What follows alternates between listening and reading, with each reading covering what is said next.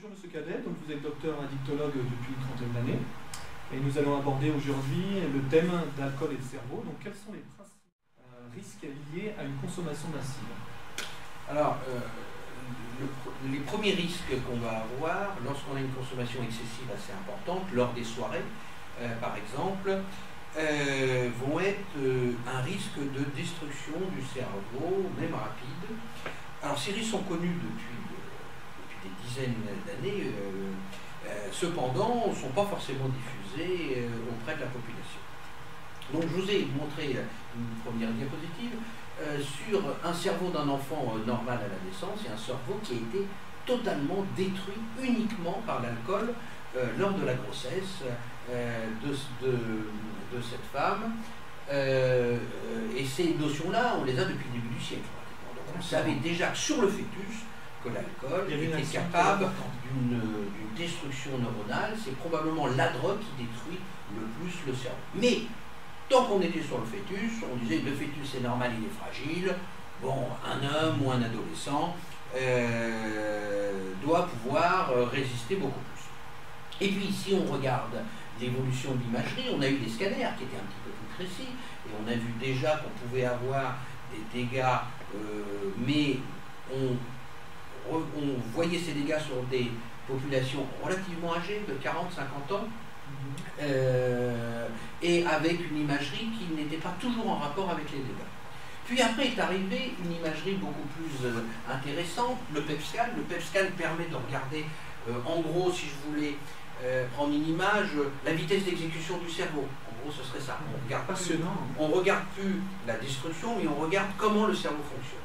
Et on se rend compte que pour quelqu'un qui est dépendant, là on est chez l'adulte, pour quelqu'un qui est dépendant, eh bien, alors que son cerveau en fonctionnement normal devrait être de cette intensité-là, on voit qu'on a des couleurs jaunes et rouges qui représentent des activités cérébrales intenses, eh bien on s'aperçoit qu'il ne lui reste quasiment plus d'activité cérébrale, en tout cas la vitesse d'exécution est lente, et on est pourtant 10 jours après l'arrêt de l'alcool. Il faut attendre 20 jours, 30 jours pour qu'il y ait une récupération psychique.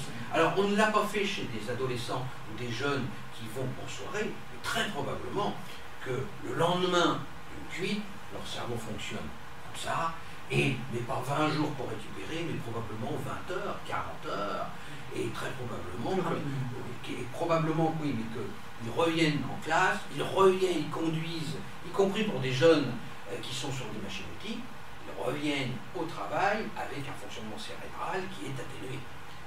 Et ça posera un problème dans l'avenir de savoir est-ce qu'on peut laisser travailler quelqu'un comme couvreur, comme chauffeur de bus, avec un cerveau qui est comme ça, s'il est encore comme ça, quelques heures ou même 24 heures après son état d'ivresse ou en tout cas de consommation excessive.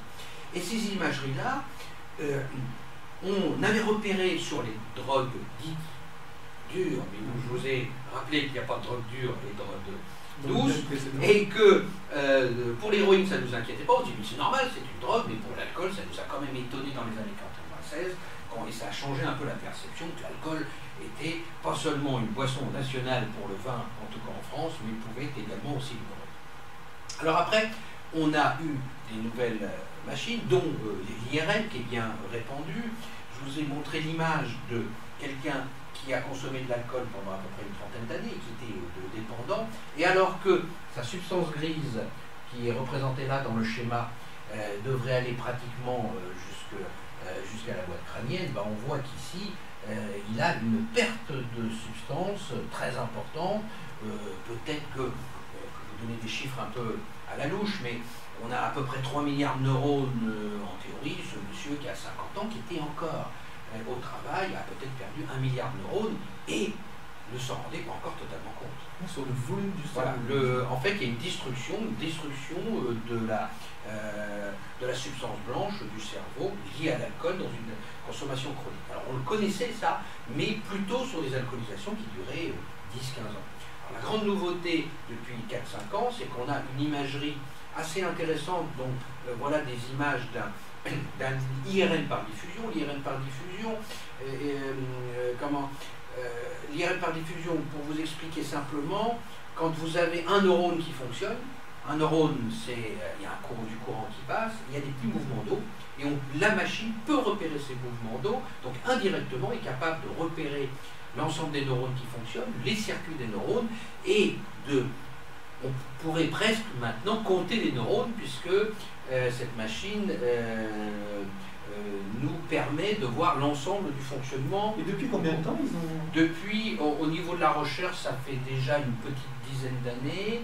Les premières publications sur l'alcool datent à peu près de 2009, où on a eu des résultats très inquiétants. Dans cette étude-là américaine, on a regardé chez des jeunes de 25 ans. Pourquoi 25 ans? Parce que les adolescents, les jeunes ont la majorité à 21 ans et n'ont pas beaucoup d'accès à l'alcool avant 21 ans, donc ils ont entendu qu'ils aient la possibilité de pouvoir boire légalement, et ils se sont rendus compte en comparant les 5 à 10% de ceux qui buvaient le moins, qui étaient en moyenne à 4 verres par mois, donc assez faible, et les 5 à 10% qui buvaient le plus, qui étaient en moyenne à 40 verres, c'est-à-dire l'équivalent d'environ une bouteille de vodka par mois de moyenne, eh bien, le groupe qui était à la moyenne élevée avait déjà des destructions massives des neurones et de la substance blanche qui étaient comparables à nos patients dépendants de 40 ou de 50 ans.